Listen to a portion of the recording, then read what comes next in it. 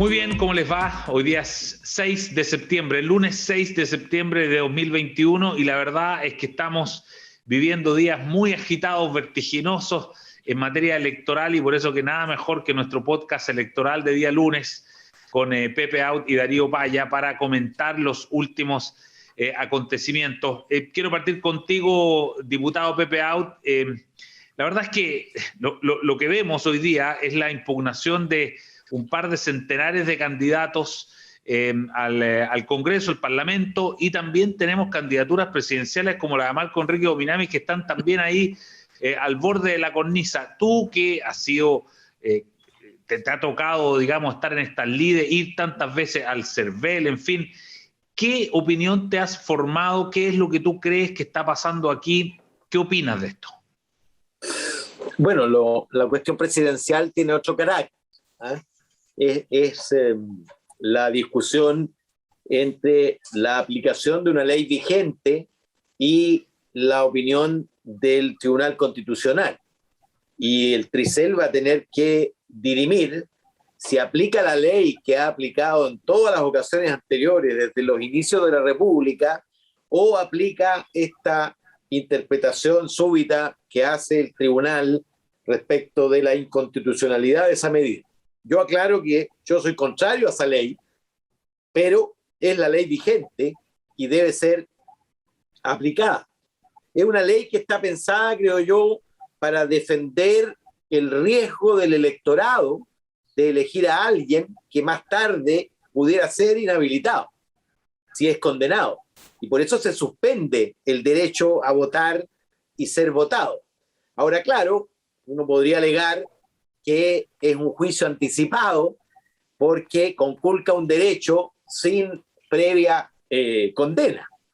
Pero es la ley que nos rige y por lo tanto yo pienso que el Tricel, que es la última palabra por lo demás en cuestiones electorales, va a refrendar lo que hizo el Tribunal Regional, el TER. Y lo otro tiene que ver, creo yo, con el cambio de sistema. Porque pasamos de una inscripción física a una inscripción vía plataforma, y la verdad es que la inscripción física tenía características dramáticas. La gente llegaba con las cajas de los documentos, me tocó encerrarme en el CERVEL, Darío debe tener experiencias similares, y estar toda la noche recibiendo papeles en la época de García. Esa época ya pasó. Hoy día, con la nueva configuración del CERVEL, que es un organismo autónomo, en fin, ellos ya no hacen ninguna concesión y me parece muy bien. Y por lo tanto, el que no cumple los requisitos que establece la ley, por supuesto, es rechazado. Y hay rechazos que yo creo que pueden ser revertidos y hay otros que no. Por ejemplo, hay muchísimos rechazos que tienen que ver con que no se cumplió la exigencia de firma de todos los partidos que componen un pacto en cada una de las inscripciones en cada distrito.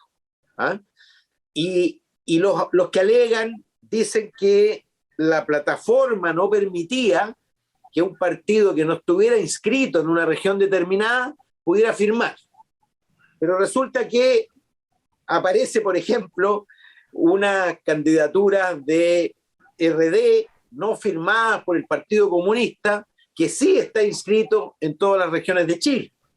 Y si ese hubiera sido el problema, entonces el Pacto Unidad Constituyente tendría todos sus distritos complejos, porque Ciudadanos no está inscrito sino en un número muy limitado de regiones, y sin embargo está la firma de Ciudadanos en las 16 regiones y en los 28 distritos. Entonces, no calza la explicación que dan los partidos respecto de esa imposibilidad de las firmas. Probablemente tenga mucho más que ver, como lo dice Tagle, el presidente del CERVEL, con la negociación apresurada y a última hora Y efectivamente, si tú estás resolviendo media hora antes del cierre, es muy difícil que logres completar de buena forma la inscripción vía plataforma. ¿Ah? Antes, como te decía, las negociaciones terminaban en la oficina del CERVEL. ¿Ah? Y luego hay un conjunto de personas que están rechazadas porque resulta que eran militantes de otros partidos dentro del año previo a la elección y por lo tanto no podían ir como independientes o como militantes del partido que los inscribe. Eso debiera ser irreversible. Sin embargo, yo he visto, porque se han visto muertos cargando adobe, yo he visto que los secretarios generales de los partidos intercambian certificados que dicen que lamentablemente no fue comunicada a tiempo la renuncia de esta persona, pero que efectivamente renunció un año antes. ¿Ah? Esa es una martingala que la he visto muy frecuente. Yo espero que esta vez no la permitan, porque esa ley lo que hacía era darle seriedad a un proceso. Si alguien participó en un determinado partido, obviamente no puede en un plazo tan breve ir por otro partido. ¿Ah? Tenía la lógica del que participa en los procesos de selección de un partido, después de perder allí, no vaya a buscar otra tienda política. ¿Ah? Claro. Ahora, es un conflicto de todas maneras, porque es muy masivo y termina limitando de manera severa el menú del electorado. En algunos distritos, concretamente, por ejemplo, en Ñuble, no hay lista del Podemos chileno, y entonces seguramente allí los republicanos van a elegir 1 o 2 diputados de regalo. ¿Ah? Lo que obviamente hace que decisiones administrativas terminen incidiendo mucho en la configuración política futura. Y esa es una discusión relevante. Puede, por ejemplo, quedar fuera alguien que no firmó un papel que permite al CERVEL depositar en su cuenta la devolución fiscal. ¿Tiene sentido que alguien quede fuera por ese documento? Bueno, eso lo tendrá que resolver el Tricel y ahí veremos qué prima, si el derecho de los electores o el cumplimiento a rajatabla de los procedimientos, de las normas. Claro. A ver, Darío Paya, precisamente ese tema me gustaría que tú lo comentaras. ¿Qué crees tú? Esto ya puesto en el Tricel, el Tribunal Calificador de Elecciones lo que debería hacer es hacer como una especie de decisión salomónica para resolver el problema electoral. ¿Es eso lo que debiese ocurrir durante esta semana? Mira, yo creo que no. En el ambiente que estamos, en cambio, mira, deja decir algo completamente distinto, pero a propósito de mi constituyente Bade. Digo porque fue electo en el Rodrigo Rojas Bade. Claro, el distrito en el que voto, ¿no? Claro. Entonces hay gente que dice, no, es que se tiene que ir de la constituyente, es tan grave lo que hizo. Yo digo, para mí eso es una primera dimensión metafórica, lo que le ha pasado a él, de la locura en que estamos. No, si no hay mecanismo de reemplazo, está. Es que mintió. No será la primera vez que un político miente y se asumen las consecuencias de equivocarse. Pero como que está instalado hoy día de que debiera ser posible hacer, ¿cómo definirlo? Para cierta sensibilidad, tiene que haber algo que se pueda hacer. Bueno, yo creo que eso es una primera dimensión metafórica. Los requisitos legales son requisitos legales, no son expresiones de deseo, no son recomendaciones, son requisitos. Me dan ganas de hacerte una pregunta, Eduardo, como las que hacen los gringos, los abogados gringos en las películas. ¿Qué manera tiene usted de cerciorarse de que entre Paya y Agut hay un pacto electoral? La firma. Claro. La firma. Claro, tiene que haber un documento firmado, un papel. Claro. Porque O sea, si yo me arrepiento del pacto con AUT, ¿qué es lo que hago? No firmo. O sea, es la única manifestación. No, es que créanos que iba a firmar. Quiero firmar. Y les creemos. Si no, aquí nadie está inventando nada. Pero si no hay firma, ¿cómo se da por enterado el sistema de que hay pacto? Y si se rompió el pacto, nos vamos a enterar porque el gallo le dijo, no te firmo. ¿No? Entonces, yo creo que esto es muy es muy delicado. O sea, y por supuesto, agreguemos a esto una característica humana de todos nosotros, que primero, y no, es natural, no es para mentalizarse, qué es lo que me gusta, porque qué es lo que me conviene, y enseguida argumentamos animadamente cosas contradictorias, ¿no? Porque, por ejemplo, cualquiera podría decir, oye, pero a la derecha le conviene que se inscriba menos, porque le mete un ruido ahí, claro, pero como dijo Pepe, y lo quiero subrayar, ¿no? Lo dijo clarito, ser candidato es un derecho, en fin, no tenemos que argumentarlo, pero no es el único valor en juego. Así como es un problema lo del constituyente Rojas, perdón, me da con decirle Bade,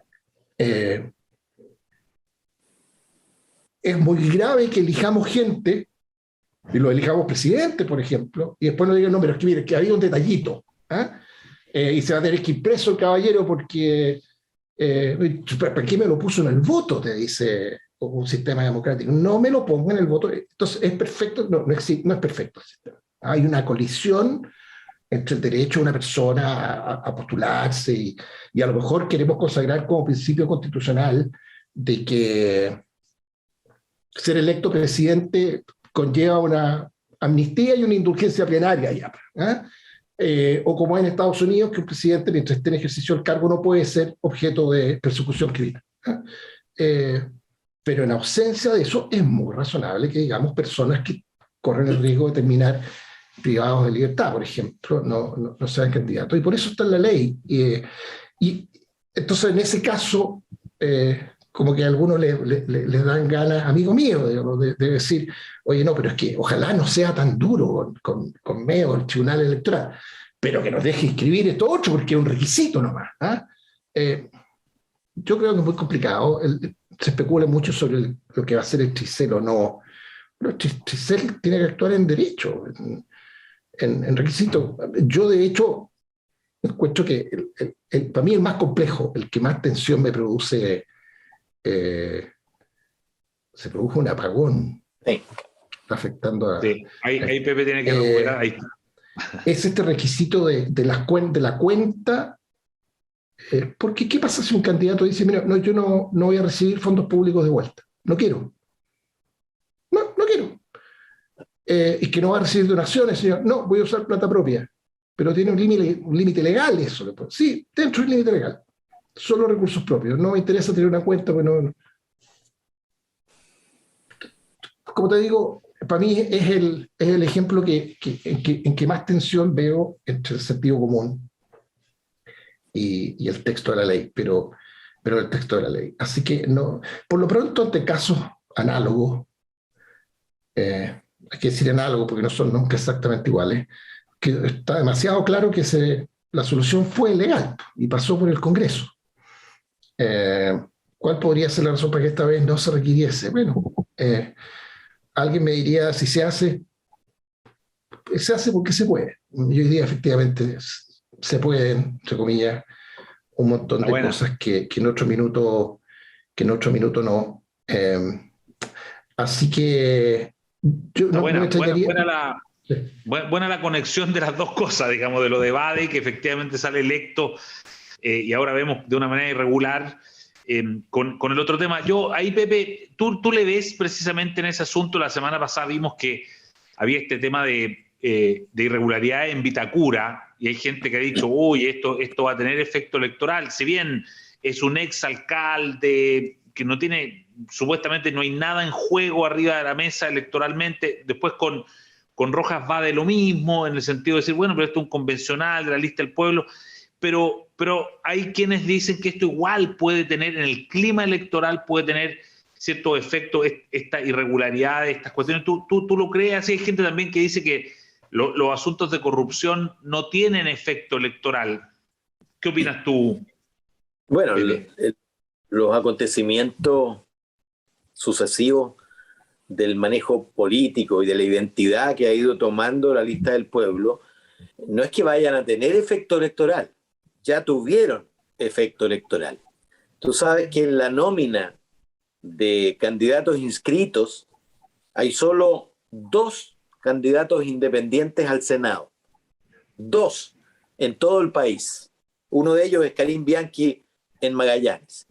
Y hay solo 8 candidaturas independientes fuera de pacto en solo 7 distritos de los 28 distritos de Chile. Y la lista del pueblo tenía varios precandidatos en cada uno de los distritos, compitiendo en una suerte de, comillas, le llamaban primaria, quién juntaba más patrocinios, y resulta que de esas cientos de personas buscando patrocinio, apenas 10 lo consiguieron. Eso es un efecto político indubitable. Piensa tú que algo parecido ocurrió también en las presidenciales. El único que consiguió patrocinio finalmente fue alguien que no estaba en condiciones de pedir patrocinio porque no era independiente, que era Lorenzini, que por supuesto con su plataforma de negocio tiene un acceso a varios cientos de miles de personas, susceptibles algunas de concurrir a firmar por la vía de la clave única y de la plataforma. Entonces ya hay un efecto, y eso hace que la elección ya está definida, que se va a parecer mucho más a la elección de concejales que a la elección de convencionales. Por ese hecho, primero porque van a competir los partidos, no hay listas independientes, pero tampoco hay candidaturas independientes significativas, ni en número, ni tampoco en nivel de conocimiento, presencia, etcétera. Y por lo tanto ya uno podría pensar que toda proyección, todo cálculo, toda previsión de resultado tiene que hacerlo mirando el resultado en la elección de concejales, que es la más parecida, donde la lista de el ex Chile Vamos alcanzó el 30%, más un 3% de republicanos. La lista de Unidad Constituyente alcanzó el 33%, y las listas sumadas de lo que podría ser el Frente Amplio y el PC estuvo un poco por encima del 20%. Esa es la referencia, y no la referencia de la elección de convencionales, que fue completamente distinta. Eso es muy interesante porque eso te estaría dando un paso a segunda vuelta de Sichel y Proboste, si uno lo tomara desde ese punto de vista. Sí, ahora, yo estaba hablando más bien de la elección parlamentaria. Parlamentaria, de acuerdo. Porque la elección no están los candidatos, pero los votantes pueden estar. Exacto, claro. La elección presidencial es una elección intuito persona, como dicen los abogados. Claro, de acuerdo. Y por lo tanto, la pelea está configurada, y yo creo que todavía hay espacio para que sean 3, sino 4, los que compiten por el pasaje a segunda vuelta. Las distancias entre Kast y Sichel no son tan significativas, y tampoco entre Proboste y Sichel. ¿Cómo lo ves tú, Darío, eso, el tema del clima electoral y sobre los efectos políticos de estas dos cosas? Sí. Yo creo que todo lo que pase o no pase con la lista del pueblo y en esa punta del escenario, obviamente afecta positiva o negativamente la situación del PC y el rol del PC. Y en general para el PC, salvo la candidatura de frustrada de Jadwe, han sido en general buenas noticias. Entonces ahí claramente hay un efecto. Respecto a los casos de corrupción, yo no sé si es que no tengan efecto, tienen un efecto marginal. Entonces, claro, en elecciones que se pueden decidir por poquititos votos puede resultar decisiva. porque por definición en elecciones que se resuelven por poquitos votos, todo es decisivo. O sea, hay 14 temas que si se hubieran manejado distinto, el resultado sería otro. Pero yo estoy de acuerdo con que en general hay poca... la reacción de indignación moral y escándalo que producen estos episodios no se traduce muy linealmente en los resultados electorales. Ahora, yo creo que lo de Rodrigo Rojas yo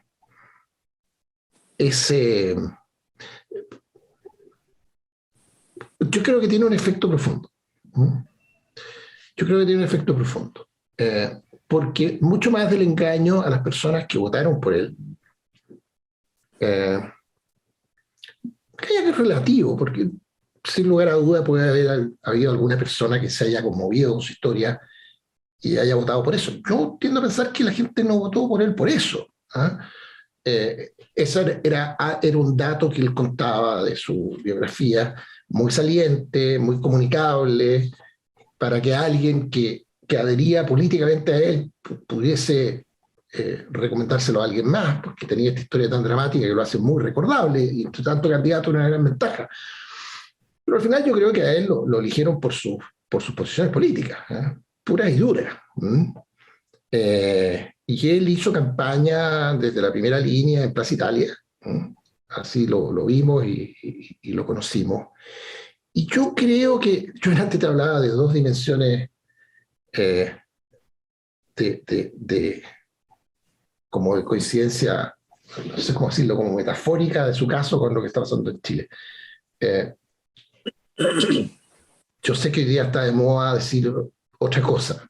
Sé que lo políticamente correcto es poner la cabecita de lado y expresar la esperanza de que este proceso llegue a buen puerto. Yo por supuesto que la esperanza la comparto, pero la esperanza no constituye predicción ni un plan.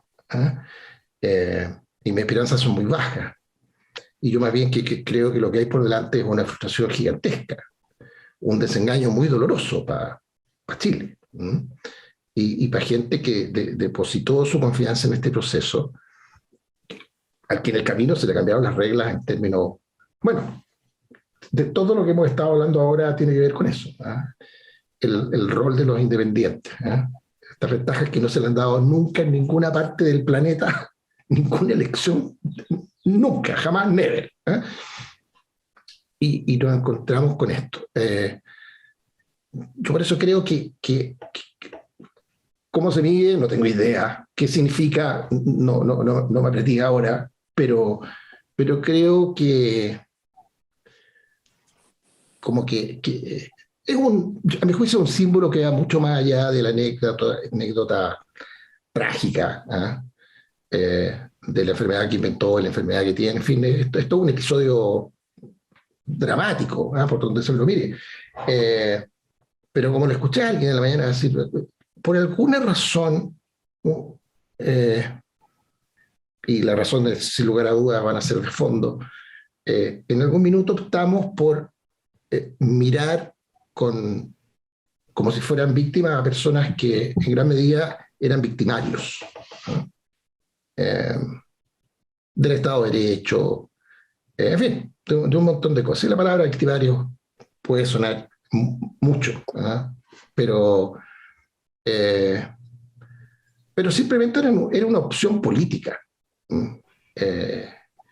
y debió ser juzgada como tal. Pero en fin, se produce hay un margen de desilusión que yo creo que va más allá del caso de él. Y de alguna manera... Y así se ve. Sí. Y así se ve y así se ha visto. Sí. En el mismo socle de la reflexión, fíjate que esto de alguna manera le devuelve el alma al cuerpo, como dicen, a los partidos políticos como institución.